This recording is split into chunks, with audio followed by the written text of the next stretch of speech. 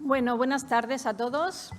Como ya sabéis, estamos aquí para hablar ahora mismo de la prevención en los entornos escolares. La prevención es importantísima en todos los sectores, a todas las edades, pero lógicamente cuando hablamos de niños, de adolescentes, de jóvenes, cuando escuchamos que alguien así se ha suicidado, nos remueve todas las entrañas y nos preguntamos qué estamos haciendo, en qué podemos mejorar, qué está pasando, ¿no? Porque son jóvenes con toda la vida por delante, con todo el cariño también hacia cualquier persona que a cualquier edad está sufriendo, está teniendo ideas de suicidio y, por supuesto, necesita toda la prevención y toda la ayuda desde todos los medios. En esta mesa redonda tenemos la suerte de contar con 3 niveles diferentes y quiero hacer la metáfora de lo importante que es la comunicación circular. Tenemos a José Antonio Luengo, como ya le conocéis, decano del Colegio de Psicólogos, ahora leeré su currículum, que representa a las instituciones desde donde se pueden intervenir a gran escala organizando planes que luego reviertan, en este caso, en el entorno escolar y en otros sectores. Tenemos a José María como profesor, tutor, que nos va a hablar de estos temas. Y creo que todos podemos invocar a nuestra juventud, a nuestra niñez y evocar a algún profesor especial que en un momento determinado nos escuchó, nos dio un consejo sabio y lo importante que es su papel. Ellos están en comunicación permanente con los alumnos, conocen a sus alumnos, los alumnos conocen a los profesores, especialmente en la adolescencia, cuando se vuelven muy críticos, les valoran no solamente como como profesores, les valoran también como personas. Y muchas veces es necesaria las dos cosas, la cualidad profesional, tanto para enseñar la materia como para poder llegar a los alumnos, como el ejemplo personal. No se puede educar siendo incoherente. No podemos predicar una cosa y en nuestra vida personal, aunque ellos no lo vean, lo saben, lo perciben, ¿no? Entonces, este valor del profesorado, tan criticado en algunos momentos, con un rol cada día más difícil, porque la sociedad es cada vez más compleja, y él nos va a hablar de esa experiencia. Y luego tenemos a Noa, una joven extraordinaria, que desde la motivación de una experiencia, no que ella ha vivido, sino que ha visto en otra amiga, tomó la iniciativa de hacer un trabajo de investigación. Los jóvenes, entre ellos mismos, son muchas veces los primeros que saben detectar cuando un amigo, cuando un compañero está mal, porque se lo cuentan entre ellos. Muchas veces lo cuentan antes de contárselo a los padres, antes de contárselo a los profesores y, por supuesto, antes de ir al psicólogo. ¿Por qué? Pues porque se conocen, porque en la adolescencia el grupo de iguales, ya lo sabemos, recordémoslo, de nuestra propia adolescencia, son nuestros referentes. Y muchas veces en los cursos de prevención también se hace hincapié en que entre ellos mismos no tengan una actitud de chivar, sino una actitud de saber diferenciar un poco, y para eso les podemos formar cuando algo es algo que tienen que guardar entre ellos o cuando puede ser algo que requiere la ayuda de un adulto, sea el profesor, sea el familiar. Y enseñarles a estos es darles recursos, pero es que además tenemos que escucharles a ellos. Ellos son quienes nos pueden decir y dar muchas pistas sobre cómo actuar. Bueno, pues voy a dar paso a los ponentes, voy a leer su currículum. José Antonio Luengo de la Torre, además de decano del colegio, es psicólogo escolar y sanitario. Es psicólogo en la Unidad de Convivencia y contra el Acoso Escolar, que depende de la Subdirección General de Inspección Educativa de la Consejería de Educación de la Comunidad de Madrid. Ha sido jefe de servicio de gestión en centros públicos de educación infantil, primaria y especial, de los equipos de orientación educativa y psicopedagógica. Entre el 2002 y 2012 fue secretario general y jefe de gabinete técnico de la institución Defensor del Menor. Ha sido profesor asociado en la Facultad de Educación de la Universidad Complutense de Madrid y de la Universidad de Camilo José Cela. Ha hecho también algunas publicaciones. José María Prieto Grande es actualmente profesor de Física y Matemáticas en la ESO y Bachillerato en el Colegio San Gabriel de Madrid. Es licenciado en Físicas por la Universidad Autónoma de Madrid y a lo largo de los años ha tenido diferentes cargos en el colegio. Ha sido tutor de cuarto de la ESO desde el 92 hasta el 2008. Director del 2008 al 2017 y actualmente es profesor desde el 2017. Quizás lo más relevante es que es coautor del libro La tutoría, una experiencia posible. Noa Limia Núñez es exalumna de bachillerato. Hizo el bachillerato en un instituto de la excedencia, Los Rosales de Móstoles, y es ahí donde hizo el proyecto La depresión en la adolescencia, mucho más que un tabú. En este proyecto hizo una encuesta sobre los medicamentos que estaban tomando los jóvenes y entrevistó a 50 jóvenes. Más adelante entrevistó a más de 700 jóvenes sobre la tristeza y la pandemia. Ha participado en el documental Sobre Vivir de Pablo Montes y anteriormente hizo en su colegio un curso de mediación de conflictos entre el 2019 y 2020 en el Colegio Nuestra Señora de las Escuelas Pías de Aluche. Y paso a dejarle su turno.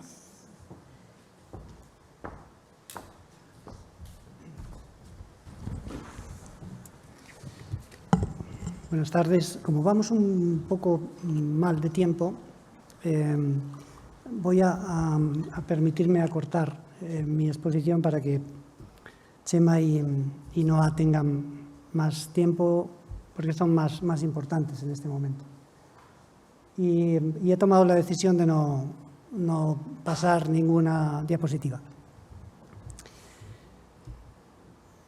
En situaciones como estas de las que estamos tratando y hablando, cuando hablamos de la salud mental, cuando hablamos del bienestar, cuando hablamos del malestar psicológico, cuando hablamos de qué pasa por nuestra alma, de qué pasa por nuestro corazón, de cómo nos acostamos y qué nos inquieta, qué nos desasosiego, cuando hablamos de sufrimiento, de dolor, de desesperanza, cuando hablamos de los procesos de desvinculación que nos rompen el camino, que nos rasgan, que nos quiebran la existencia, que nos hacen perder ritmo, que nos hacen perder comba, que nos hacen perder referencias de lo que es nuestra vida, de lo que eran nuestras ilusiones y demás. E intentamos buscar las causas. Encontrar las causas siempre en un nicho, yo me puedo equivocar. Es una equivocación. Intentar encontrar... No pases más... Pero esa déjala, porque luego... Intentar encontrar culpables o responsables no nos ayuda. Y sobre todo no nos ayuda cuando nos manejamos con nuestras estadísticas. A mí me pasó un día me llamaron, un día habló, un día me contaron. Así no funcionan las cosas. Hemos estado hablando desde el principio de la mañana que o hay evidencia científica o hay evidencia científica. Y para que haya evidencia científica en todo aquello que hacemos en relación con cosas tan sustantivas y sustanciales como estas, tenemos que trabajar con rigor. Y cuando hacemos referencias generalizadas a dónde están los problemas, a quiénes son responsables, quiénes son los culpables y demás, pues tenemos que ser cuidadosos. Aquí me acompaña el subdirector general de Educación Especial, que he dicho en Román Paladino, de Inspección Educativa, siempre, casi siempre, a veces me pasa que le cambio el cargo, perdóname, subdirector general de Inspección Educativa, que es la máxima figura en responsabilidad sobre la inspección en toda la Comunidad de Madrid, que es mi jefe, en Román Paladino. Me acompaña él y me acompañan 4 compañeras que están ahí sentadas justo detrás de él. El curso pasado, nosotras intervinimos en 270 centros aproximadamente, que ahí se dice.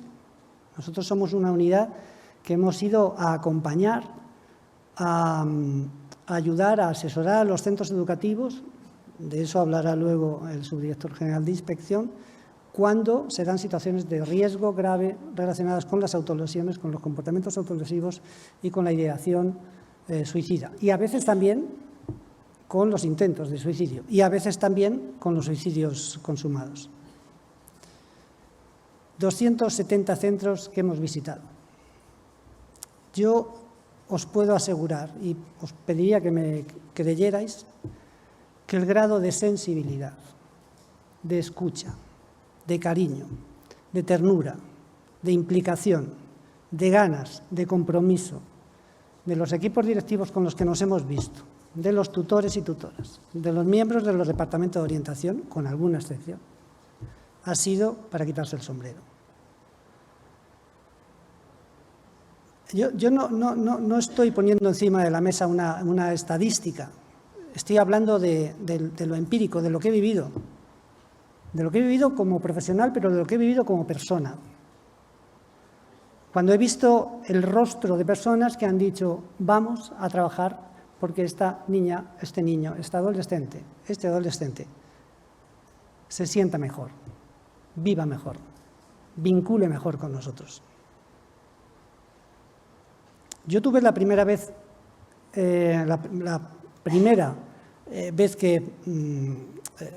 tuve que trabajar en un tema de esta naturaleza, pues casi nos vamos al siglo pasado, pero fue en la etapa en la que desarrollaba mi acción en el Defensor del Menor, cuando tuve mucho contacto con los centros educativos en torno a la conducta suicida y las conductas autolesivas, que ya en aquel entonces las autolesivas empezaban a aparecer. Y desde esta institución asesorábamos a los centros educativos. En ese momento histórico pues, apenas había recursos al respecto del tema. Los centros nos llamaban y nosotros acudíamos. Pero es en el año 2015, cuando hace ya 7 años, cuando una mañana a las 8:15 de la mañana me llaman y me dicen, José Antonio, se ha quitado la vida una chica que estaba escolarizada en un centro ubicado en Usera, en un barrio que hay que ir a verlo, en una zona que hay que ir a verla. Y esa actuación pues, tuvo que ver con el trabajo con el equipo directivo, con la inspección, para intentar ver cómo gestionábamos esa circunstancia. Esa mañana hablamos con los chicos, con los compañeros. No, claro, podéis imaginar la situación. Bueno, y durante más de 15 días, yo diría que 3 semanas, estuvimos interviniendo ahí, otros compañeros, otras compañeras y yo. Antes se ha hablado de los medios de comunicación y demás. Los medios de comunicación yo creo que se han sensibilizado de manera muy significativa en cómo abordar todos estos temas. Pero durante 3 semanas, en la puerta de ese instituto había cámaras de televisión. Cámaras de televisión que lo que hacían era intentar reproducir cualquier cosa que ocurriera allí en el centro. Una persona que entraba, otra que salía, un chico que salía, le preguntaban, le abordaban. Hay un momento que yo le digo al sargento de la Policía Nacional que estaba allí, o al mando de la Policía Nacional, salgo y le digo, 2 semanas después, oye, por favor, dile a las cámaras que dejen de estar aquí, porque los chicos es que no están a donde están. Los chicos tienen que estar digiriendo esta historia, y con unas cámaras de televisión ahí no. Las cámaras de televisión me escucharon. Yo les dije, por favor, os lo ruego, porque es que los chicos están en la ventana, es que os están viendo, es que necesitamos no pasar página, porque la página del dolor la tenemos que vivir, pero la tenemos que vivir ahí, no en esta historia mediática, de titulares. de mentiras, muchas mentiras. Pero inmediatamente, en cuanto llamaron a las televisiones, volvieron otra vez a hacer su trabajo. El mundo de un centro educativo hoy en día es un entorno especialmente complicado. Solo en funcionarios tenemos 55.000 aquí en la Comunidad de Madrid, más luego todo el profesorado que está en centros concertados, en centros públicos. Y el esfuerzo que no estoy hablando del esfuerzo que hace la Administración, porque yo me considero ahora, en este momento, un funcionario más. El esfuerzo que están haciendo los y las docentes para adecuarse a esta realidad no es sencillo.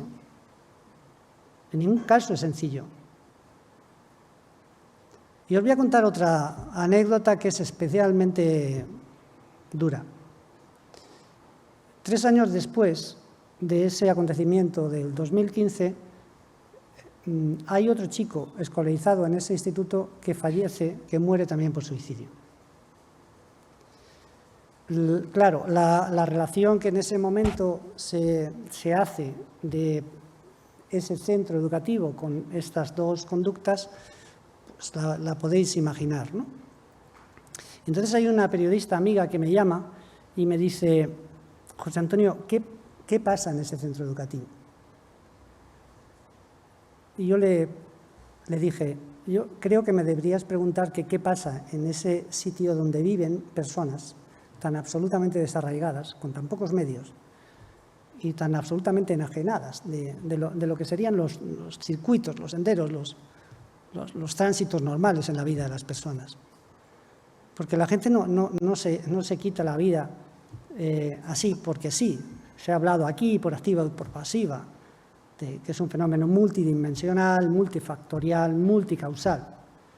¿Por qué no nos preguntamos cómo viven estos chicos y estas chicas? ¿Por qué no nos preguntamos cuántos de ellos han venido y viven en un entorno absolutamente desarraigado, con familias no desestructuradas, sino desmadejadas, con entornos donde hay bandas, grupos violentos, con pocas posibilidades para hacerles crecer en un entorno favorecedor? ¿Por qué no os preguntáis eso? Digo, un poco. ¿Por qué nos preguntamos siempre qué está haciendo el profesorado para que un chico se suicide? Es que esto es muy grave, que se pregunte esto. Y en ese centro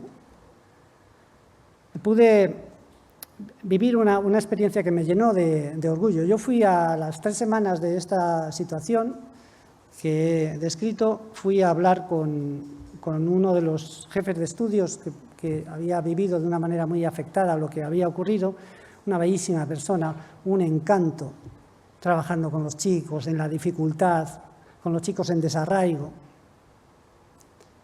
Y no estaba, en ese momento estaba cuidando en un examen. Y entonces hay otra jefa de estudios que me dice José Antonio, vamos allí porque él seguro que quiere verte. Digo, pero está cuidando un examen. No. Efectivamente fuimos a otro módulo, él salió, esta jefa de estudios entró para cuidar y como estábamos allí hablando en el pasillo, pues terminó el examen y los chicos y las chicas empezaron a salir. Era un curso de 2º de bachillerato. 30 chicos y 30 chicas, ninguno español. Ninguno español. Todos del otro lado, del Atlántico o del norte de África. Chicos que estaban en 2º de bachillerato haciendo un examen de matemáticas. Chicos a punto de culminar el proceso de titulación en el 2º de bachillerato. Eso es lo que hacen los centros educativos también. Pero ¿cuántas veces se cuenta esto? ¿Nos equivocamos? Yo el primero, muchas veces. Entre otras cosas, os quería contar que en los centros educativos, y ya me queda poco, en los centros educativos hoy en día tenemos un mandato que es desarrollar pautas de acción adecuadamente tasadas y ordenadas en forma de protocolos para distintas situaciones que todos conocemos, ¿no? Las situaciones ligadas al acoso, al fenómeno del acoso escolar, situaciones ligadas al fenómeno de la violencia de género entre adolescentes, situaciones ligadas al fenómeno de los grupos violentos. Los centros, en muchas ocasiones, tienen que lidiar con esta circunstancia por estar ubicados en determinados contextos. Y no siempre es fácil. Entonces, la Administración, al menos para darle seguridad jurídica y seguridad procedimental, les explica, sigue estos pasos. No es fácil, no podemos solucionar solo nosotros el problema, pero sigue estos pasos para intentar aclarar, para intentar dilucidar, para intentar intervenir de la mejor manera. Y hoy en día es verdad, se comentaba esta mañana, lo comentaban algunas, lo comentaba Maye, por ejemplo, esta mañana cuando hablaba de cómo se han incrementado las autolesiones, sobre todo en las adolescentes. Es verdad que nos estamos encontrando cosas que la pandemia parece que las ha hecho explotar, que las ha hecho aflorar de una manera muy significativa, muy visible, muy expansiva. Pero que las personas que trabajamos en estos ámbitos, y aquí somos muchos, ya sabemos que esto venía de lejos. Toda la investigación que hay al respecto de la salud mental en la infancia y en la adolescencia nos viene reportando desde hace mucho tiempo que la prevalencia de enfermedades, de trastorno mental y demás es significativa y es importante. Cambiar el sistema educativo no es sencillo. Ahora, nosotros lo que les decimos a los profesores es, porque pensamos sobre todo en las personas, en este caso en los niños y en las niñas, si queremos cambiar el sistema educativo, empecemos por cambiar nosotros. Empecemos por mirar de otra manera. Empecemos por entender que aunque no nos lo digan, o nos lo digan de una manera tan alambicada y tan inentendible, cada 4 años que se cambia una ley, aunque no nos lo digan, entendamos que estamos trabajando con personas y que estas personas viven una etapa especialmente vulnerable y que es nuestra responsabilidad cuidar también de ello, no en modo de terapeutas, psicoterapeutas o especialistas en psicología clínica o especialistas en salud mental, no, en modo de ser humano. Una de las cosas que más nos ha hecho enorgullecernos a las personas que trabajamos en estos contextos son los comentarios que muchos chicos y muchas chicas hacen en relación a su vida. Cuando, por ejemplo, te dicen, a mí ese profe, o te citan el nombre del profe, me salvó la vida. Y cuando le preguntas, ¿y qué hizo?, te dicen, me acompañó, me escuchó, no me juzgó, estuvo a mi lado, habló con mis padres, intentó relacionarse con las personas que le estaban atendiendo en salud mental, entendió que mi rendimiento en su asignatura, con las asignaturas, podía bajar. Hace poco me preguntaban en un contexto de formación del profesorado, bueno, ¿y qué podemos hacer para ayudar? Y yo les decía, vaya preguntas, pero si tuviera que contestar de una manera sencilla, con una palabra, es vincular. Intentemos vincular. Ha aparecido hoy, no sé en qué ponencia. Intentemos vincular con ellos. Seamos profesores de física o de matemáticas. Tenéis que escuchar luego a este profesor de física y de matemáticas.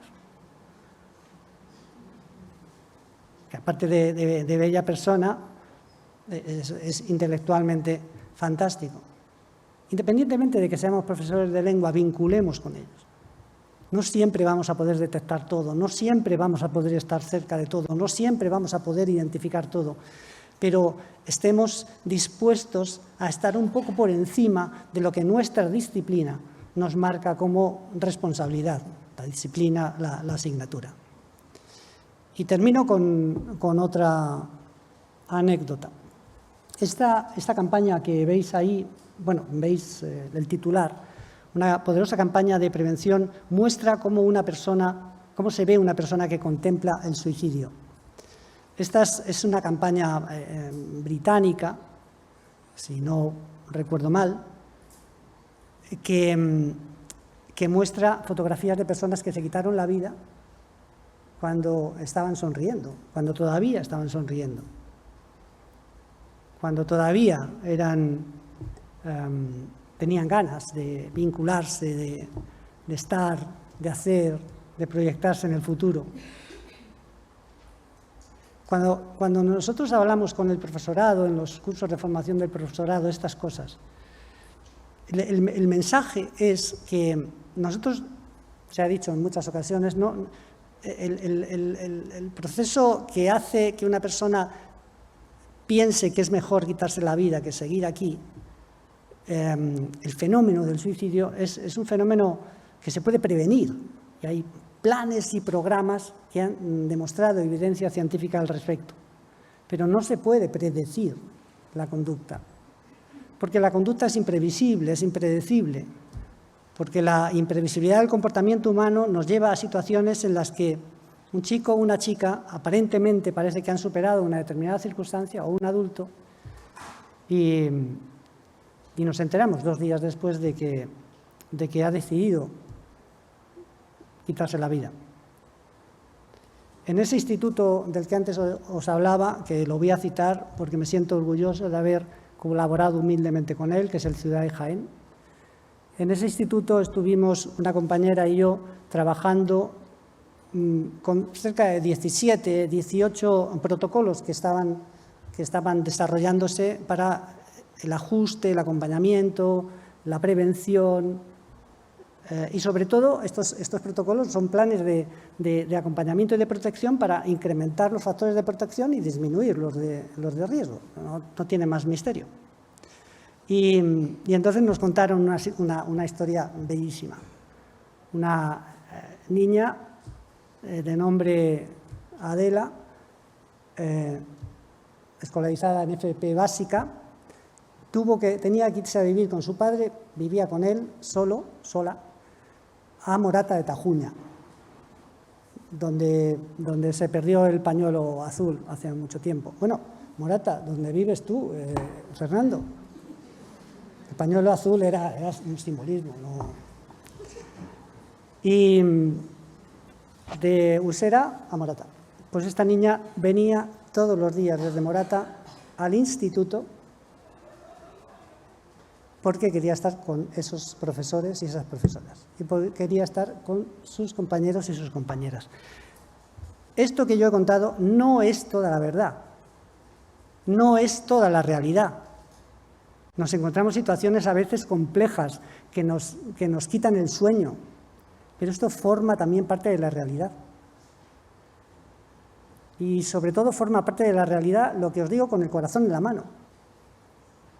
Qué fácil es encontrar personas a las que cuando les explicas las cosas te miran y te dicen, ahí voy a estar yo.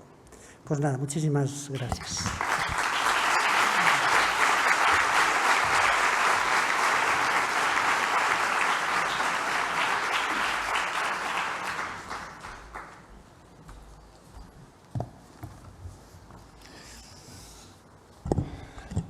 Bueno, reconozco que ya me imponía mucho venir aquí a hablar a la cantidad de psicólogos y psicólogas que estéis aquí, pero me impone mucho más después de haber estado en la jornada de la mañana, escuchar las voces de expertos y además lo que ha dicho José Antonio, que ha dicho muchas verdades, pero eso que ha dicho de mí es completamente mentira.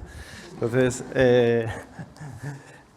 lo primero es agradecer la invitación al Colegio de Psicólogos y en especial a José Antonio y a Raquel, porque fueron personas que aparecieron en nuestro colegio cuando no sabíamos qué hacer con los casos que se nos estaban presentando en el aula. Que la administración aparezca de esa manera para escuchar, para acompañar, para ayudar, es un acto maravilloso. Nos sentimos muy privilegiados. Y en eso es verdad, y ya que está aquí el jefe de los inspectores, tengo que decir que nuestra inspectora de secundaria, María Ángel Noriega, y nuestro inspector de primaria, ¿no?, Francisco Cabanilla, son maravillosos. Porque mirad, en un colegio como nuestro, que os he puesto ahora una imagen, porque me gustaría que comprendierais el contexto del que hablo, ¿vale? Porque todos habéis pasado por colegios, ¿no? Todos tenéis vuestro cole, tenéis vuestra imagen de cole, ¿no? Y bueno, pues el mío es un cole, este de aquí, es el Colegio San Gabriel, está en Carabanchel, en un barrio humilde.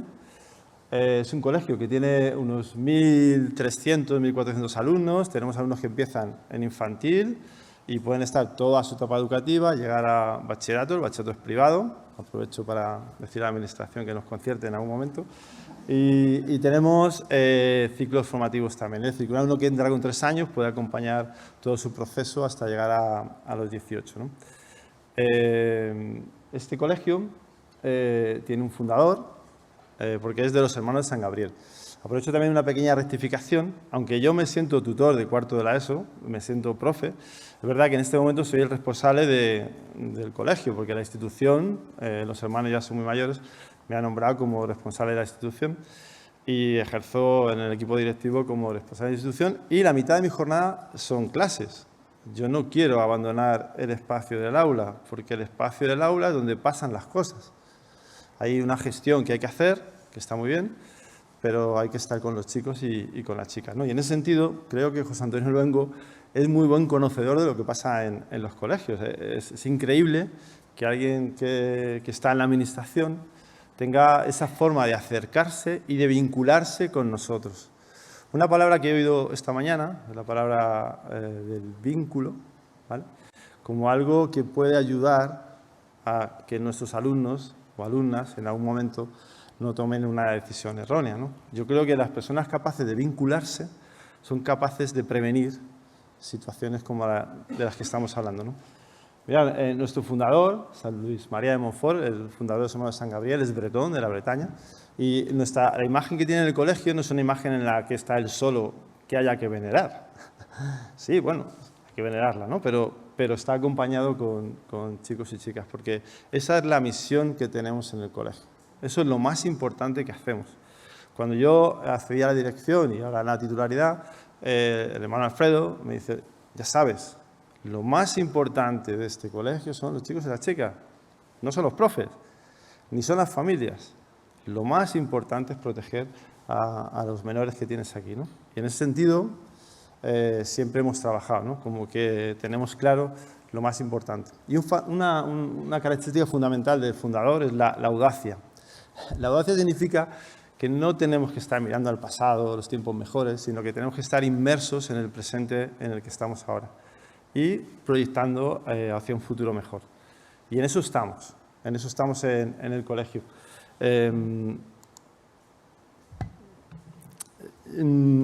Antes de ser titular, yo he sido tutor de cuarto de la ESO muchos años. Sabéis que la adolescencia ahora empieza antes y acaba después. Antes era un periodo limitado, pero ahora ya tenemos adolescentes casi en quinto de primaria, ¿no? Por ahí, y tenemos adolescentes en segundo y tercero y cuarto de carrera, ¿no? Y todas esas cosas, ¿no? Y bueno, hay adolescentes de 50 y 55 también. Vosotros mejor que nadie lo sabéis, ¿no?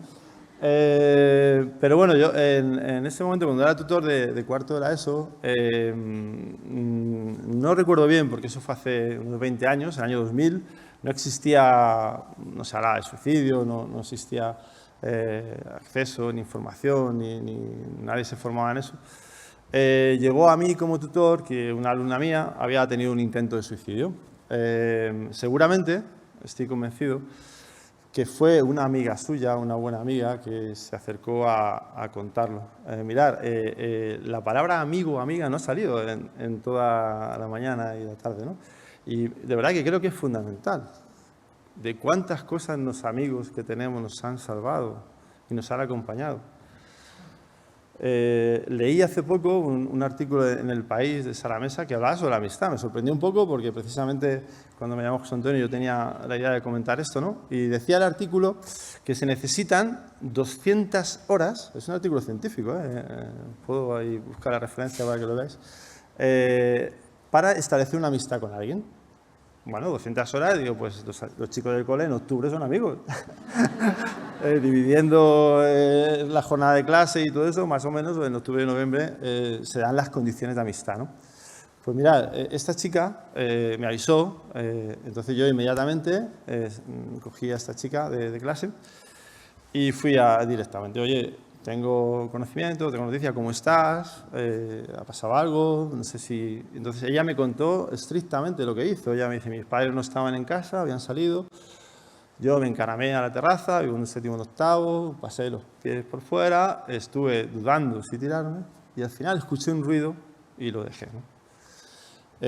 Bueno, pues en ese momento yo, tutor, acababa de entrar la ESO, todavía la figura del orientador pues, no estaba muy bien definida, ¿no? Es verdad que lo comuniqué, ¿no? a la orientadora que teníamos, pues a jefe de estudios, todo eso. Pero al final, pues yo dije, mira, esto se lo tenemos que decir a tus padres. Se lo dices tú si quieres. Pues si no, ahora no haría eso, claro, después de todo lo que he escuchado. Pero digo, se lo dices tú si quieres, pero si no te atreves, yo estoy contigo y se lo contamos, pero se lo cuentas tú. Les convocamos y tú se lo cuentas. Entonces, vinieron los padres y tal, no sé qué, y entonces ella no quería, al final, venga, cuenta lo que ha pasado. Entonces ella narró con detalle todo lo que había hecho, ¿no? Bueno, yo pensaba que eso iba a ser suficiente, que los padres se iban a derrumbar, que iba a haber un antes y un después. No fue así. El recuerdo que yo tengo de ese momento, hace 20 años, es un recuerdo en que la familia no digirió nada bien lo que le dije, no lo valoró, lo tomó como una niñería y no actuó, no hizo nada. No hizo nada.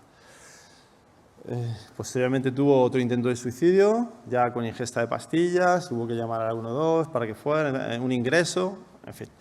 Bueno, pues a veces con los años tendemos a mitificar un poco lo que hacemos, ¿no? En educación decimos, joder, es que cuando era joven las cosas que hacía, tal, ¿no? Pues digo, como José Antonio me convocó, digo, pues la voy a llamar, voy a intentar hablar con ella después de... No había hablado con ella desde hace 18 años, para ver qué experiencia tuvo ella de ese momento. Porque digo, a ver si yo me he hecho aquí mi idea mental y luego no es así. Pues no me fue nada fácil, nada difícil encontrar el teléfono. Porque una de las cosas que suceden en los coles es que se establecen vínculos duraderos. En nuestro cole, no solamente los chicos que están, sino los que vienen a vernos continuamente porque ellos sienten que ese lugar es su casa, porque hemos privilegiado muchas experiencias que tienen que ver con el encuentro con los otros, con la escucha, con la amistad. De tal manera que ellos siguen referenciando el cole como un lugar donde volver. De hecho, tenemos un porcentaje grande de antiguos alumnos que son profes del cole, ¿no? Se han pasado al lado oscuro, como yo les digo, se habéis pasado al lado oscuro, pues nada. Bueno, pues conseguí el teléfono y hablé con esta amiga que seguramente le salvó la vida porque fue la que me lo dijo y la llamé por teléfono y ella sabía que la iba a llamar y digo, bueno, no quiero remover nada porque no tengo interés en que vuelvas a revivir eso, simplemente quiero saber pues qué sensación tienes de eso. Bueno, al principio me dijo, bueno, yo ya tengo otra vida, tengo una niña, estoy fuera de Madrid, estoy muy feliz. Pero cuando empezamos a hablar, yo le dije, bueno, ¿te acuerdas que lo de tus padres y tal? Y eso? Y bueno, pues ella me dice, mira, yo lo que valoro mucho de lo que hiciste es que me escuchaste. Me escuchaste. Me creíste. Porque mis padres no me creían de que podía hacer eso. No me juzgaste, te involucraste, fuiste empático y eso lo tengo guardado. Ahora bien, dice, yo me curé porque luego tuve especialistas que me curaron. O sea, luego fue a Servicio Público de Salud y hubo gente que le ayudó, porque nosotros, maestros, profesores, no sabemos curar, no sabemos hacer esas cosas, no es nuestra profesión, ¿no? Sin embargo, sí podemos detectar, sí podemos estar pendientes, sí podemos hablar con los chicos, porque en general yo creo que los chicos no hablan con los padres, pero sí hablan con los profes. Algunos con unos, otros con otros, en función de los intereses de cada uno, pero creo que la escuela es un lugar donde suceden esas cosas de manera real. Es más, voy a decir algo, ya me tiro a la piscina, porque cuando hablamos de cuál es el futuro de las escuelas, creo además que el futuro de las escuelas va a ser eso.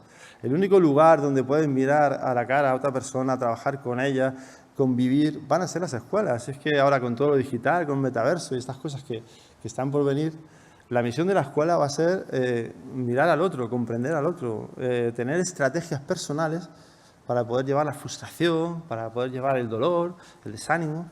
Yo creo que esa es la misión de la escuela. Y en la escuela pasa todo. Alguien dijo esta mañana, la mejor profesión del mundo es los cuerpos y fuerzas de seguridad, ¿no? que está fenomenal que lo sientan así, ¿no? Y además me ha conmovido mucho lo que han relatado, ¿no? Yo creo que no, que el lugar privilegiado es la escuela, es el colegio. Si es que trabajamos con lo mejor, de 0 a 18 trabajamos con lo mejor. Y trabajando con lo mejor todos los días, pues yo creo que existen formas de provocar experiencias para que los alumnos sean capaces de vivir sus frustraciones. En eso estamos. Yo creo que José Antonio tiene la experiencia de visitar centros y en eso estamos, con nuestras dificultades, con nuestros errores. De verdad que la profesión docente, yo creo que en la pandemia ha habido un grado de heroicidad enorme. He visto compañeras de infantil entrando en sus clases de chicos con mascarilla, con mucho miedo, pero al pie del cañón. Yo creo que ha habido una demostración de que hemos estado donde teníamos que estar y que somos gente en la que podemos confiar. Porque a veces las familias tienen su visión de las cosas y hay que escucharla, por supuesto que sí. Pero el colegio es un contexto en el que pasan muchas cosas. La directora general, que está ahí, la orientadora, la especialista en pedagogía terapéutica, son personas que se han desvivido durante este año para poder atender los 21 casos que hemos tenido. Hemos abierto 21 protocolos de autolesiones, de ideas suicidas, tal. Abrir 21 protocolos significa hablar absolutamente con todas las familias, con los chicos, informar a todos los profesores, hacer un seguimiento, valorar el estado, por supuesto, con el apoyo de José Antonio y su equipo. O sea, eso es un trabajo ingente, enorme. Si ya es de por sí complicada la vida escolar, es muy compleja. La misión de los profesores, el trabajo de los profesores, se ha complicado muchísimo, muchísimo. No tiene nada que ver hace 30 años con lo que uno tiene que tener en la cabeza cuando entra en clase, ¿no?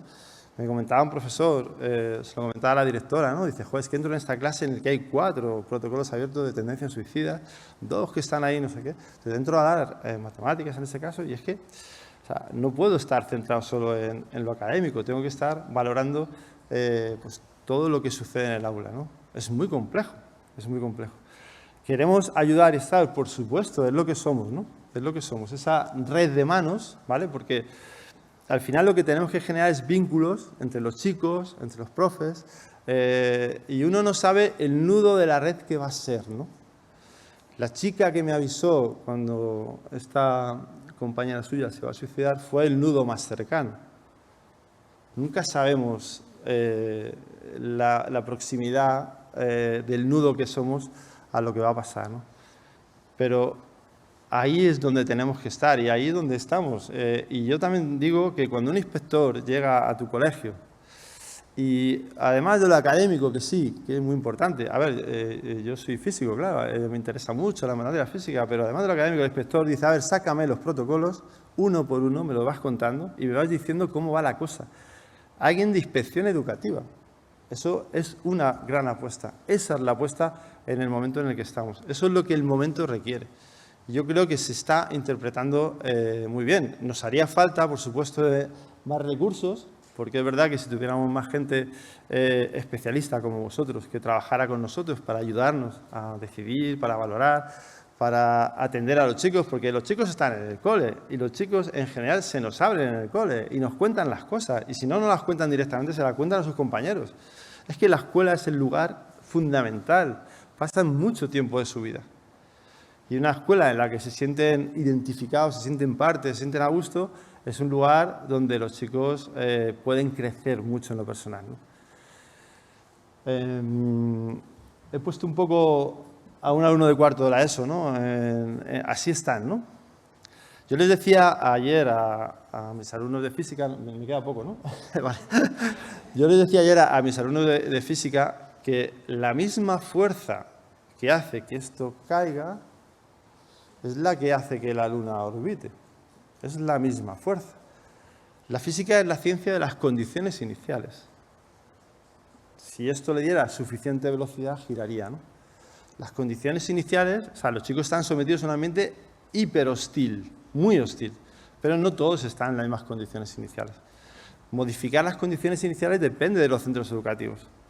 Y en eso estamos. Yo os digo, como dice José Antonio, que la labor del profesorado es magnífica.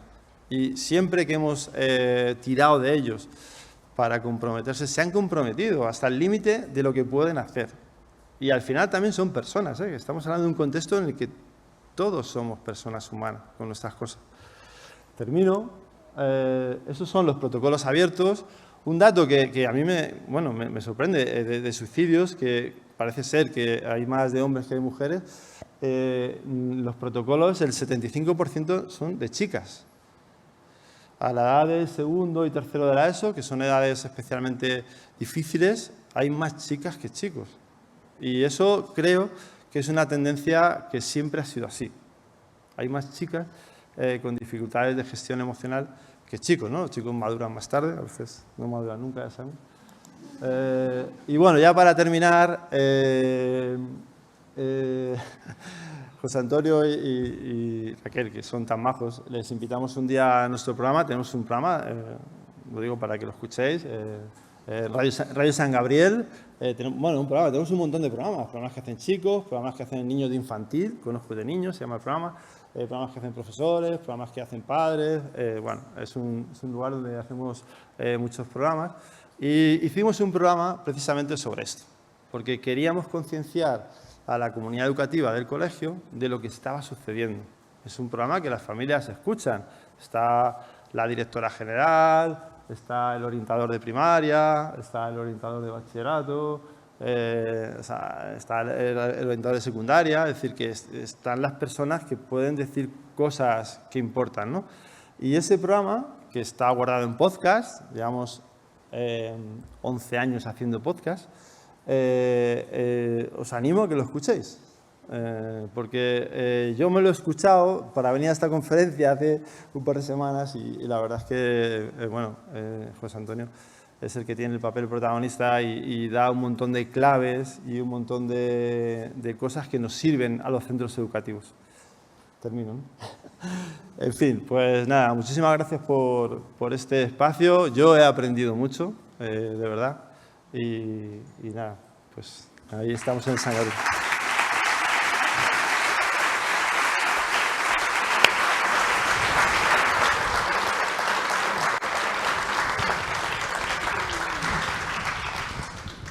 Hola, voy a intentar no meter cuarta y acelerar, porque cuando me pongo nerviosa acelero, pero voy a intentar ir despacio, que hay tiempo. Poco, pero hay. Muchas gracias por concederme este espacio para poder dar voz a nosotros, a los jóvenes, que queramos o no, hay veces que estamos un poco silenciados porque somos jóvenes y no se nos toma en serio, pero es muy importante para mí también estar aquí y pues muchas gracias. Y bueno, pues voy a empezar a hablar un poco sobre lo que os voy a contar, porque así sin contexto a lo mejor nos perdemos.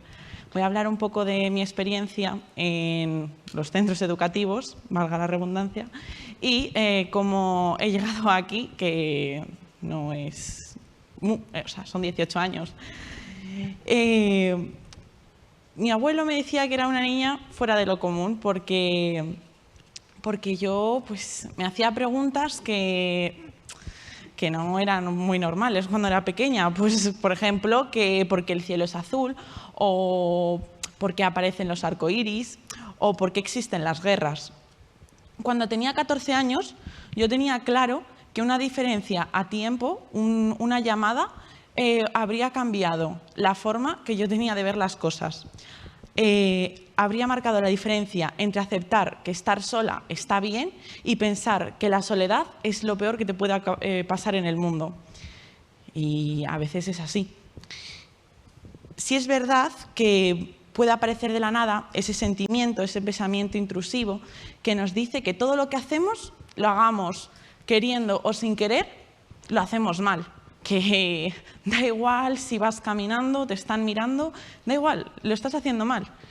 Y también puede venir por vejaciones, insultos, acosos, malas palabras que recibes, no solo a lo mejor de una persona por la calle que tiene un mal día, sino también en tu día a día, tus compañeros de clase o cualquier persona.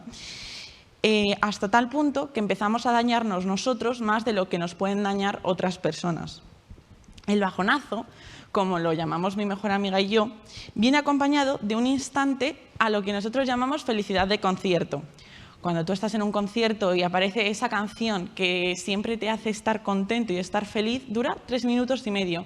Pero ¿qué pasa? Que luego viene esa canción triste, la que te hace llorar por las noches cuando la escuchas o cualquier momento que la escuchas, y esa sensación desaparece, la de la felicidad desaparece muchísimo antes de lo que se queda la canción triste. Esto me ocurrió a mí cuando sufría acoso escolar. Soy una persona pues, que no es muy flaca, la verdad. Soy un poco gordita y está bien. Y antes no me importaba para nada. O sea, yo pues, era una chica muy feliz, la verdad. Correteaba por ahí, iba con mi abuela al parque. Pues era pues, una niña normal. Lo que pasa es que cuando empiezas a sentir que nadie te entiende, que todo el mundo va en contra tuyo, y cuando recibes insultos constantes día tras día, te terminas creyendo estas cosas. Yo pensaba que estaba bien, que era una chica guapa, preciosa, antes de lo que yo llamo el curso de los llantos, el curso de los insultos, el curso de los pensamientos negativos. Sí es verdad que no era la primera vez de esos insultos, ni tampoco la primera vez de los chistes, ni la primera vez que pues, yo me sentía mal porque alguien me había llamado gorda por un pasillo. Pero las hormonas, los sentimientos a flor de piel, el que se repitieran tanto, pues hicieron que marcara un inicio de mi vida. Empecé a revivir. Al principio llegaron los chistes que gritaban por los pasillos como ¿a dónde vas? Que vas a romper el suelo mientras que caminas, o mirar por ahí, viene una ballena terrestre. Yo ahora ya pues me da igual lo que digan, me lo tomo un poco a risa. Y antes también le intentaba quitar un poco de hierro al asunto y pues me reía, pero luego pues terminaba llorando en casa, porque al dejar la mochila encima de la cama y mirarme en el espejo, todo lo que ellos me gritaban, me lo gritaba yo. Tenían razón. Bastante tenía con que me lo dijeran en el instituto como para encima yo pensarlo también, pero no podía hacer nada. Mi cabeza ya había entrado en que lo que ellos decían estaba bien, era la verdad, me lo merecía. Intenté dejar de comer, pero es que imposible, amo la comida. O sea, ¿habéis probado los canelones de mi abuela? Bueno, espectaculares. Y terminé engordando más, la verdad, mira. Eso hizo que pues, se incrementaran los insultos y que apareciera algún que otro empujón. Lo que ellos no contaban es que yo soy una persona, según mi madre, muy hecha para adelante, muy impulsiva, y frente a ellos intentaba hacer que todo lo que me decían pues me daba igual, porque van a verme ellos mal a mí, no. En algún momento decidí contar lo que me pasaba a un profesor. Pero claro, en su clase, pues como que todo estaba normal, porque los insultos eran en los recreos, en los pasillos, y aunque sí que les llamó un poco la atención y les dijo, oye, que eso de hacer chistes e insultar está mal, no sirvió para nada. Había sentenciado mi muerte, metafóricamente hablando, obviamente, aquí sigo, y me sentí más sola que nunca, porque todas las personas que yo creía que estaban a mi alrededor desaparecieron.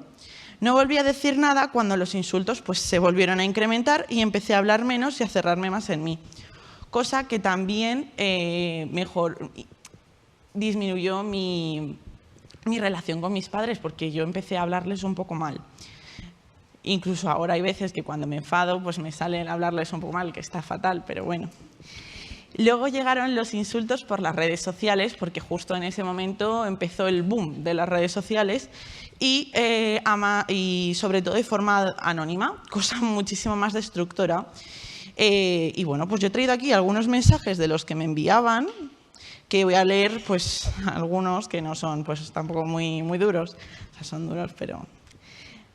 Tía, ¿a quién quieres engañar? Eres una mierda, nadie te quiere, no tienes personalidad, deja de acoplarte y de creer que tienes amigos. Tía, haznos un favor y tápate un poco, que lo único que consigues es traumar a la gente. Eres fea de cojones. Qué asco que das. No me caes bien, me pareces una persona impulsiva y que no tiene amigas porque todas las que piensan que son tus amigas luego hablan mal de ti a tus espaldas. Lo mejor de todo es que están escritos con faltas de ortografía. Vas diciendo que te encanta tu físico y luego bien que te quejas o te pones a llorar cuando te dicen gorda. Gorda de mierda, que cuando corres en educación física se te sale la grasa. Bueno, y podrías seguir, pero ¿para qué traumarnos más? Fascinante, ¿no? Debería de haberlo contado y ahora pues me arrepiento de haberlo contado más tarde. Pero cada mensaje que me llegaba me hacía pensar que todo lo que me decían, pues que en verdad pues que sí que tenían razón, que sí, que mira, me sobraban algunos kilos de las piernas, otros kilos de la tripa y los brazos no me gustan nada. ¿Cómo creen que no voy a llorar por mi físico cuando me dicen gorda si me lo están repitiendo todos los días? Quizás si nunca me hubieran encerrado en un baño, hubieran escondido mi ropa y me hubieran hecho el amago de grabarme, quizás nunca hubiera dicho lo que me pasaba. Y quizás si no hubiera empujado a una de las personas que me acosaban contra una ducha, aún mis padres no lo sabrían. Como la empujé y tal, pues se lo tuvieron que contar, que lo hicieron muy bien, en ese caso los profesores. Y durante esos momentos de silencio en los que la rabia y la frustración se apoderó de mí porque me iban a regañar, había empujado a una chica, yo me hacía muchas preguntas, como ¿por qué nadie había dicho nada? ¿Por qué mis amigas habían pasado del tema? Si estaban viendo todos los días que me estaban insultando. Y bueno, pues que sí era mi culpa. Mis padres se enteraron esa misma tarde de lo que había ocurrido y no me quedó más remedio. Había empujado a una persona y claro, me iban a castigar. Durante meses mi vida había sido un caos que yo intentaba solucionar por mi cuenta. Eso de que otros lo arreglaran, no, yo soy muy independiente. Y que mis padres lo supieran, pues generó en mí muchísimo caos, o por lo menos es lo que yo creía. Tardé solo un abrazo de mi madre en saber que debería de haberlo dicho antes, que ese dolor podría haber desaparecido en cuanto yo le hubiera dicho lo que pasaba y que ella hubiera puesto, pues, ir a hablar con los profesores, haber puesto una denuncia o cualquier situación como esta.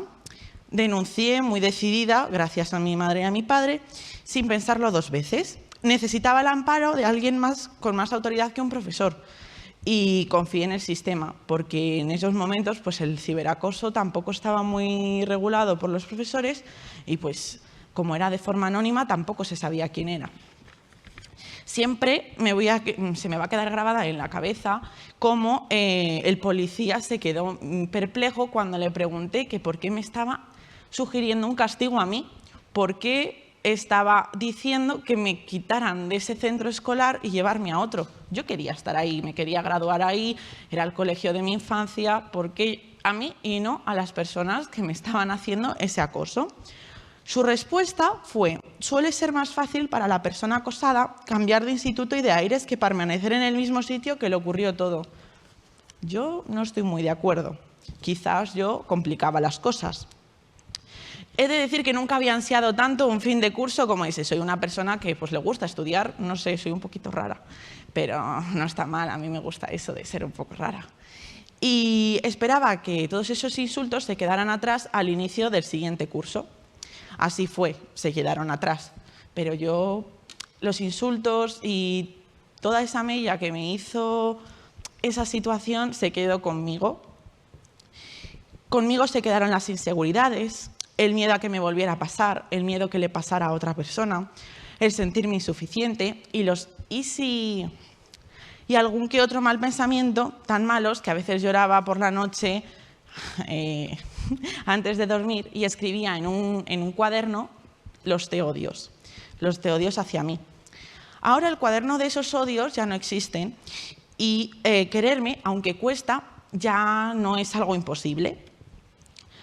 muchas veces cuando hablo esto con mis actuales amigos, que son todos maravillosos, me preguntan que por qué lo hablo con tanta normalidad y por qué hablar sobre este tema no me causa un tabú, porque suele ser un tabú y hay mucho estigma.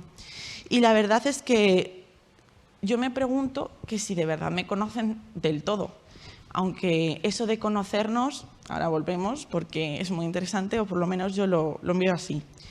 Además, el estigma y el tabú, no solo en los acosos en los colegios, sino también con los suicidios, con la depresión, con los estados anímicos bajos, hace que no sepamos cómo interactuar con las personas que también están viviendo esto, las personas que lo vemos.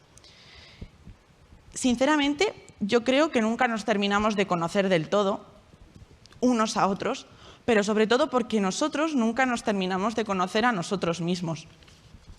¿Qué es eso de, a mí hoy me gusta el morado, es mi color favorito, pero de pequeña el rosa me encantaba. Era, sin lugar a dudas, lo que tenía que inundar toda mi habitación.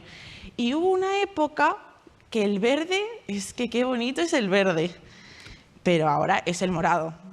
Y mañana, pues no sé. Cuando miramos a nuestro alrededor solo vemos personas, no sabemos nada de su historia, no les conocemos, vemos que están en clase, que a lo mejor pues un día tienen un mal día y llegan llorando, o un día no quieren hablar con nadie, pero sabemos qué les pasa. Cuando conocemos a alguien con más profundidad, conocemos solo las partes que esa persona quiere que nosotros conozcamos. Si le gusta el fútbol, si le gusta el baloncesto, si le gusta Nadal, o el chico este nuevo, que ahora se me ha olvidado el nombre. Pero sabemos solo lo que ellos quieren, pero sabemos también cuándo lloran, o cuándo están tristes, o cuándo son felices de verdad. Hay veces que sí que compartimos esos sentimientos con las personas que creemos nosotros oportunos. Yo, por ejemplo, nunca había tenido amigos como los que tengo ahora. O sea, nunca había contado a nadie cómo me siento como a las personas que tengo ahora en mi vida. Y es como un cambio, una revelación. Es como, ¿dónde habéis estado? Mucho tiempo sin vosotros. Y el problema es que estas personas que ahora están en mi vida tampoco saben gestionar cuando yo estoy triste, ni yo sé gestionar cuando ellos están tristes, porque nadie nos ha enseñado. Y eso es lo que debería de cambiar, no solo a nivel educativo, sino a nivel de todas las instituciones. Deberían de enseñarnos cómo gestionar nuestras emociones y las de los demás para también así alertar en este caso en los centros educativos, a profesores y directivos y pues en otros ámbitos de la vida a padres o a un centro de salud si fuera necesario. Quizás el vivir esta situación y también el vivir que una amiga muy cercana mía tuviera una depresión muy fuerte ha hecho que yo sea la persona que soy ahora. Es como lo bueno que saco a esta experiencia, aunque tampoco hay mucho bueno, solo que ahora soy una persona maravillosa. Y saber que esto se puede prevenir no solo con charlas, sino también con ayudas, no solo desde la seguridad social, sino también desde los centros y en todos los ámbitos, hace que yo también quiera formar parte de esto. Una concienciación ciudadana más adecuada es lo que hizo querer que yo sea una persona que estoy siendo, que voy a llegar a ser. Este cúmulo de situaciones han hecho que yo decida que dentro de unos años seguramente sea una psicóloga, como muchos de los que estáis aquí, y que yo haya hecho un proyecto de investigación que ha contado antes la presentadora. Soy muy mala para los nombres, discúlpame. Y que haya investigado, haya tenido entrevistas no solo con jóvenes que tenían depresión, sino también con psicólogos, como con José Antonio Luengo, que fue un placer entrevistar, y que hiciera pues varias encuestas que os quería pues un poco poner en contexto sobre lo que iban. Hice una encuesta a 723 adolescentes de entre 13 y 22 años, en las que pues yo les preguntaba que cómo se sentían y algunos datos respectivos a la depresión, como si comían mucho, si comían poco, si lloraban, cuántas veces, si salían de casa, cuántas veces. Y los datos eran alarmantes, la verdad. Uno de los que más me llamó la atención es que yo les pregunté que si se comparaban con otros jóvenes, ya sea de su edad, un poco más mayores, más pequeños, y la verdad es que la gran mayoría, un 75%, dijo que sí, que se comparaba, y que lo que más comparaba era el físico. 418 comparaban el físico, luego la personalidad 140 y las habilidades sociales 142. Yo lo veo un poco alarmante que se comparen estas cosas, sobre todo teniendo en cuenta que cada uno es como es y eso pues no se puede cambiar. Lo más relevante de esto es que en las comparaciones solo un 5% ganaba las comparaciones. El otro 95% se veía muchísimo inferior en la comparación entre esa persona con la que se comparaba y entre él mismo. Por lo que estamos ante un grave problema de autoestima que está generalizada en casi todos los jóvenes. Además, el número de suicidios en jóvenes aumenta estrepitosamente desde 2019. Sí que es verdad que se creía que con la pandemia pues, se iban a reducir el número de suicidios, pero ha aumentado y hay que hablarlo, porque entre jóvenes lo hablamos y nos preocupa mucho. Y podemos ver en redes sociales muchísimas personas concienciadas sobre este tema que dicen, yo por ejemplo, en mis redes sociales me contactó, porque una chica sabía que había estado haciendo el proyecto y me contactó una chica y me dijo que había tenido ideas de suicidio. Y yo no soy una licenciada en estas cosas, aún no. Y yo pues me preocupé por ella, porque tener estas ideas es muy complicado y sentirse que no vales para nada es muy complicado y sentir que tu vida no merece ni un segundo más es muy complicado. Yo la dije que fuera a un psicólogo y ella no quería, porque sus padres no lo sabían. Sus padres no sabían que se cortaba, sus padres no sabían que una vez se tiró desde un segundo piso y dio la casualidad que cayó a unas colchonetas, pero ella no quería caer en las colchonetas. Sus padres no sabían que se quemaba el muslo, sus padres no sabían esas cosas.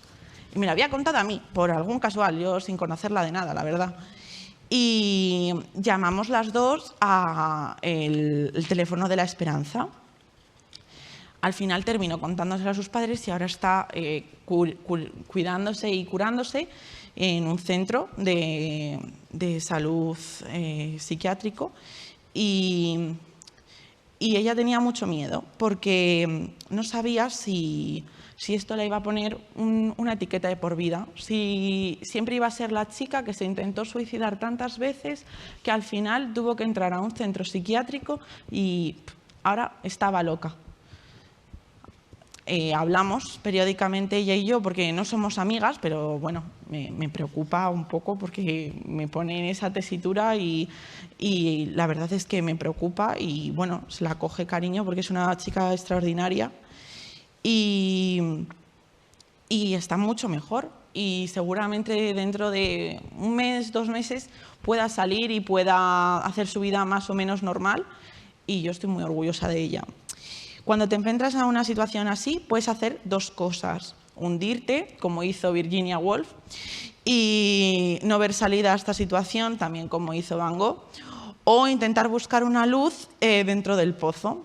Actualmente yo estoy escalando ese pozo porque sí que es verdad que aún cuesta, pero sé que no sería la persona que soy sin todo lo que he vivido, tanto lo bueno como estas situaciones malas. Lo que he pasado durante toda mi vida me ha llevado a conocer gente que, como he dicho antes, es maravillosa, gente que me hace realmente feliz. Y los días malos van a estar siempre. Da igual que tengas gente maravillosa a tu lado o que estés solo. Da igual, vas a tener días buenos, días malos, días tristes, días nublados. Y está bien porque la vida son eso, emociones. Y para emocionarnos tenemos que revivirnos. Muchas gracias. Muchas gracias.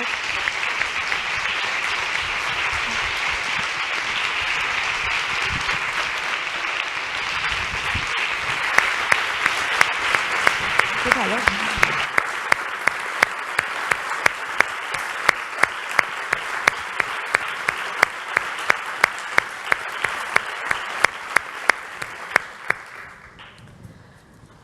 Bueno, después de esta admirable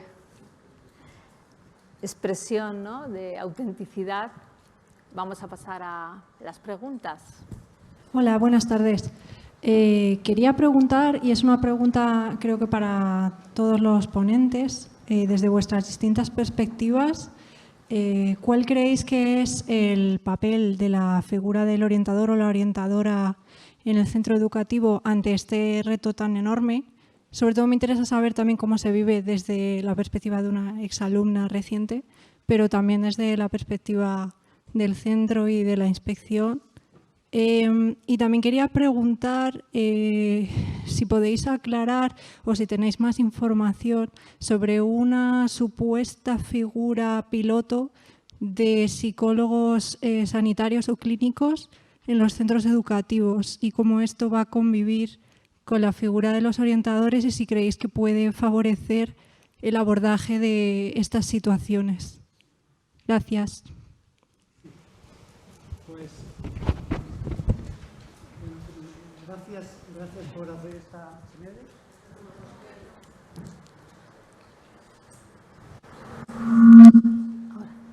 Sí. Hola. ¿Ahora sí? Sí. Gracias por hacer esta pregunta que creo que es importante matizarla. Bueno, desde lo que yo sé, el papel de un orientador en un centro educativo en estos contextos de colaboración en los procesos de elaboración de planes de acompañamiento y prevención, en el marco de los protocolos de los que hemos hablado, cuando tenemos estas situaciones de riesgo, evidentemente es capital. Pero uno de los elementos que hemos incorporado en estos años que llevamos trabajando ya aquí en la Comunidad de Madrid en estos temas, en estos contenidos, es que a diferencia de lo que pasaba en otro tiempo, no es un problema del orientador. No es un asunto del orientador. No es un tema que tenga que resolver el orientador. El orientador tiene que integrarse en un equipo de planificación dirigido por el equipo directivo. Porque aquí estamos hablando de que en muchas ocasiones nos estamos jugando la vida de una persona. Y el orientador es un personal de referencia, un profesional de referencia por su competencia profesional en función de la titulación que tengas. Ahora mismo, pues las titulaciones que te dan acceso a este rol son las de psicología, pedagogía y psicopedagogía, básicamente, aunque puede haber alguna cosa rara por ahí. Pero lo importante es que entendamos que este es un asunto del centro y uno de los principios elementales que guían el desarrollo de estos protocolos es que es el equipo directivo el que tiene que tomar decisiones, el que tiene que elaborar, el responsable de la elaboración de un plan y de la configuración de un equipo de seguimiento, en el cual lógicamente está el orientador. De esta manera, además de hacer una cosa mucho más colegiada, consensuada, combinada y por lo tanto más eficiente, estamos poniendo las cosas en su sitio. Todo lo que hacemos, registramos, planificamos, decidimos, tiene que estar incorporado en un expediente único custodiado por el equipo directivo. Dar la responsabilidad sin más a un profesional es algo que durante mucho tiempo se hizo, pero que en todos estos ámbitos o patrones de contenido de los que estamos hablando sigue un discurso claramente orientado a que sean los equipos directivos, como no puede ser de otra manera, los responsables de todo su desarrollo. Y luego, en relación a la segunda pregunta,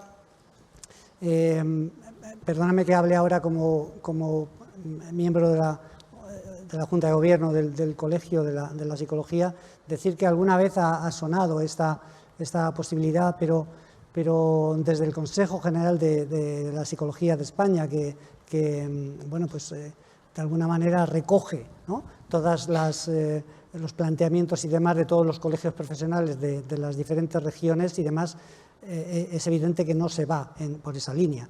El psicólogo general sanitario, el psicólogo clínico, tiene su espacio de trabajo fuera del centro educativo.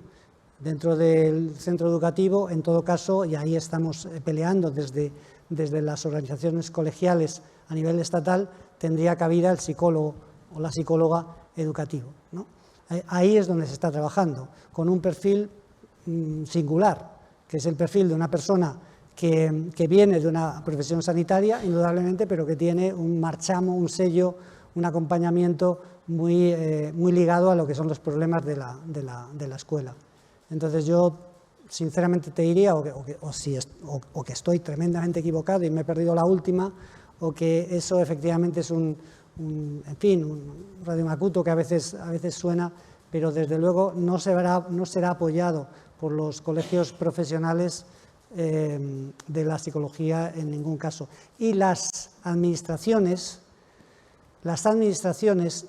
dudo yo que planteen esa circunstancia como manera de resolver el tema. No digo que no salga a veces alguna noticia en este sentido, pero los especialistas en salud mental tienen que estar en el entorno, en la comunidad, en los contextos donde se desenvuelven otros servicios, pero no parece que el centro educativo sea un sitio para hacer terapia, para hacer psicoterapia.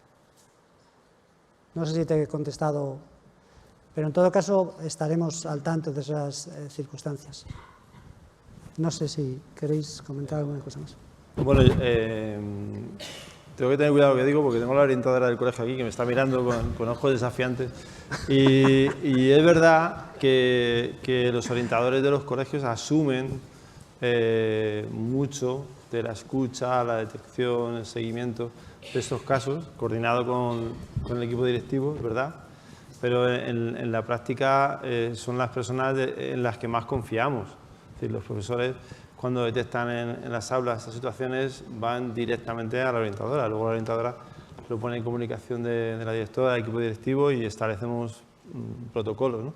Pero sí que sería necesario la figura de un psicólogo educativo en cada centro que nos sirviera para discernir, para valorar, para apoyar, no sé, a mí me parece clave. Si es que todo pasa en las escuelas, ¿por qué no se apuesta por algo que es importante en este momento? Creo que es necesario y de verdad que las escuelas se han vuelto muy complejas, muy complejas y necesitamos personas especialistas y capaces que nos ayuden. Hay mucha demanda de la escuela, ¿no? Todo se ha de resolver en la escuela y me parece bien porque es un lugar donde están los chicos, pero necesitamos ese apoyo y desde luego si la orientadora hace estas cosas deja de hacer otras cosas que también son fundamentales.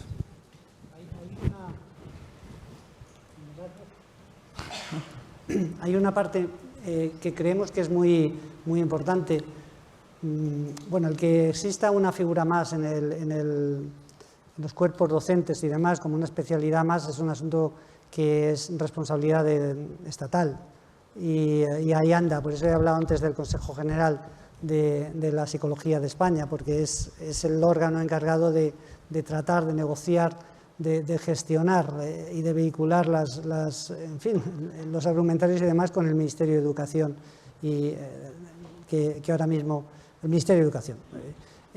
Pero lo que es cierto es que antes se ha hablado en varias ocasiones del modelo preventivo que la Organización Mundial de la Salud nos plantea, ¿no?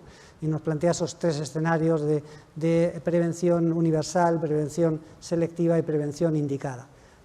Prevención universal, entendiendo por este concepto pues el trabajo que se debe desarrollar en la ciudadanía, en los entornos, en los distintos entornos donde se trabaja donde se está con personas, el que la gente conozca lo que es este reto que tenemos como sociedad, el que vayamos sensibilizando, el desarrollar acciones en el contexto de las instancias sociales, por ejemplo.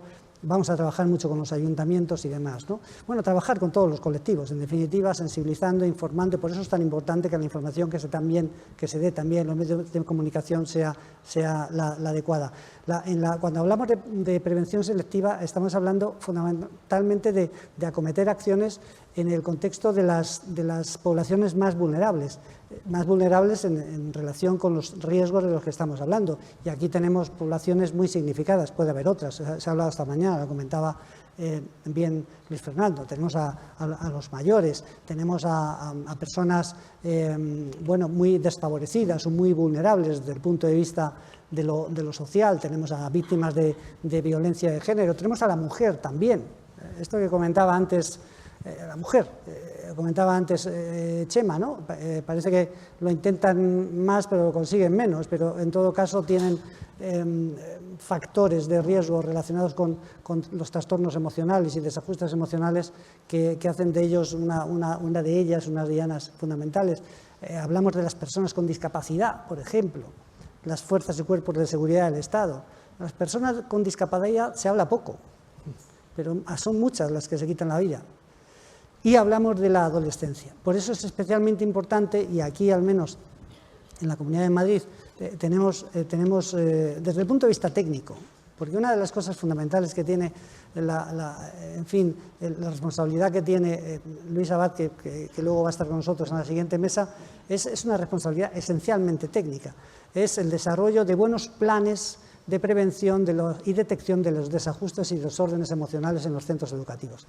Y es en esos contextos donde se deben programar y planificar adecuadamente actividades, planes para el desarrollo de contenidos que tienen que ver con el sufrimiento psicológico. Tenemos que hablar con los chicos y con las chicas, ¿qué es esto de sufrir? ¿No? Vamos más allá de lo que es la simple gestión emocional. Tenemos que hablar del sufrimiento, del dolor, del estigma, de qué hacer cuando alguien sufre, y así estamos haciendo prevención del suicidio. No lo digo yo, lo dice la Organización Mundial de la Salud en su guía del año 2021, Live Life, Vive la Vida, que entre otras cosas avisa, prevenir el suicidio no significa entrar en un centro educativo y ponernos a hablar del suicidio con los chicos sin la más mínima planificación. Ojo con esta historia. Insisto, que no lo digo yo, lo dice la Organización Mundial de la Salud. Y luego tendríamos la prevención indicada, que es la que se desarrolla en los entornos donde ya se está trabajando con población con un riesgo muy marcado, chicos que han intentado quitarse la vida, que están hospitalizados, etc. De hecho, ahora mismo, y termino, hay un programa, no recuerdo el nombre, pero es un programa que se está desarrollando o se va a desarrollar en 8 hospitales en toda España, y que lo que hace es unificar un plan de intervención con estos chicos, chicas, con este riesgo de conducta suicida, pero que viene muy cogido por las entrañas de que ya ha habido intentos o están en una situación muy vulnerable. Pero en los centros educativos que tenemos que trabajar desde la perspectiva de la prevención selectiva, con una población que es vulnerable, porque nuestros adolescentes, nuestras adolescentes, es verdad que están dando muestras ahora mismo de una manera de gestionar a veces el malestar psicológico, que no es hablar de enfermedad mental, ni mucho menos, que no es hablar de trastorno mental, que no es suficientemente operativo o adaptativo y entran en colapso con una facilidad pasmosa. Luis Fernando habla mucho también de esto, la capacidad de regeneración y de imitación de comportamientos autolesivos a través de lo que observan y ven en las redes sociales empieza a asustarnos. Porque hoy en día el cortarse para algunas chicas, chicos que tienen poco predicamento social y demás, se convierte en una forma de escalar un nivel y contarlo, un nivel como de protagonismo en los entornos. Este es un tema muy, muy complejo y el psicólogo educativo, desde luego, la psicóloga educativa podría vertebrar toda esta política de generación de estas acciones. Hay una pregunta. Sí. Ay, ¿me escuchas? Sí, hay más. ¿Me escuchas? Bueno, si no grito. Que yo... ¿Me escuchas? Vale. Yo, de hecho, solo tengo palabras buenas para mi orientadora escolar, porque, o sea, yo no necesitaba tampoco contar que me autolesionaba ni nada de eso, porque no lo he hecho. pero sí que estuvo para escucharme cómo me sentía, y muchas veces nosotros como alumnos sí que la vemos como un sitio seguro al que ir y al que acudir, o por lo menos en los 2 centros que yo he estado sí que se las veía a las orientadoras como un centro seguro al que ir a contar si te sientes bien, si te sientes mal, qué te pasa, y yo tengo muy buena experiencia con las 2 orientadoras. Bueno, era para puntualizarlo. Sí, por allí. Hay 2 que yo Hola, sé. Hola. buenas tardes. 2, 3. ¿Puedo ir? Bueno, mi nombre es María José, yo soy orientadora también en un instituto de Arroyomolinos, en la zona sur. Y no sé, supongo que habrá más compañeros por aquí. Gracias por las palabras que estáis diciendo en torno a nosotros y de agradecimiento. Pero bueno, yo aparte de agradecer el reconocimiento que se hace, pues insisto en lo que dice la compañera y quiero hacer un ruego explícito. Creo que nuestra labor en los últimos tiempos es tremenda. El curso pasado, yo llevo 24 años trabajando y, vamos, en la vida, como el curso pasado, ninguno. Fue tremendo. Y bueno, yo soy psicóloga clínica de formación, pero luego no trabajé en la psicología clínica. Tampoco tienes unas funciones específicas de eso en la normativa que regula nuestro trabajo. Por lo tanto, hay ciertos vacíos legales también importantes en el caso de que pase algo de verdad. Y bueno, pues también nos gusta hacer las cosas con rigor, pero el problema es que no se puede. Es que no se puede. Yo tengo la sensación de estar apagando fuegos continuamente. Realmente los orientadores tenemos 10 horas a la semana para la atención individual. El resto son reuniones, clases, etcétera. En esas 10 horas no se pueden hacer milagros. Y los equipos externos, y yo sé que el equipo donde trabaja José Antonio Luengo funciona de maravilla, de hecho estuvo una vez en mi centro por un protocolo de acoso, pues fenomenal. Pero aparte de lo externo, pues necesitamos recursos y necesitamos más orientadores. Y eso lo quiero reivindicar de una forma clara y vamos, creo que ya no se puede pretender más de nosotros. O sea, es que no. Porque a mí me encanta escuchar a los chicos y me encanta darles tiempo. Y lo intento, pero es que hay veces que hay que hacerlo de una manera que no me gusta. O sea, es al final hacer chapuzas. Y bueno, pues no me gusta realmente trabajar así, en esas condiciones.